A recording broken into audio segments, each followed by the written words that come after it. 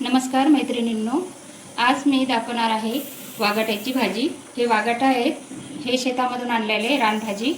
हे वर्षातून एकदा तरी खावं म्हणतात, असं जुन्या लोकांचं म्हणणं आहे। आरोग्यासाठी चांगलं उत्तम आहे। चला तर मग भाजी कशी बनवायची ते बघू।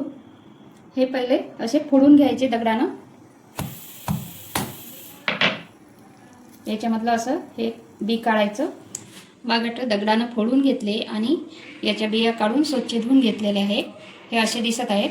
हे आता आपण याची भाजी बनवूया। तेल गरम झालेलं आहे, याच्यामध्ये मोहरी, जिरं,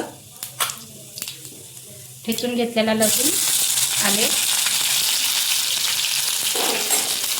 परतून घ्यायचे आहे। कांदा खोबऱ्याचं वाटण हे पण परतून घ्यायचं आहे। हळद, धन्याची पावडर, लाल तिखट आवडीनुसार हे पण परतून घ्यायचं आहे। याच्यामध्ये हे टाकून द्यायचं आहे वागाट, हे परतून घ्यायचे। थोडंसं पाणी शिजण्यासाठी मंद आचेवर शिजून घ्यायचं आहे आणि याच्यावरती झाकण ठेवून द्यायचं। झाकण काढून बघू।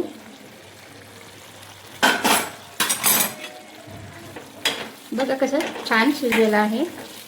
याच्यामध्ये आता आपण तुरीची डाळ शिजून घेतलेली आहे, ते टाकून घ्यायची।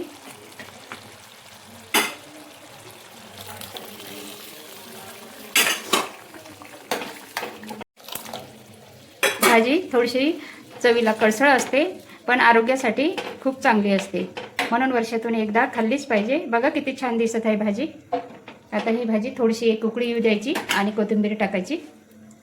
भाजी झालेली आहे, याच्यामध्ये मीठ टाकायचं राहिलं, मीठ टाकून घेते आणि थोडीशी कोथिंबीर। गॅस बंद करते।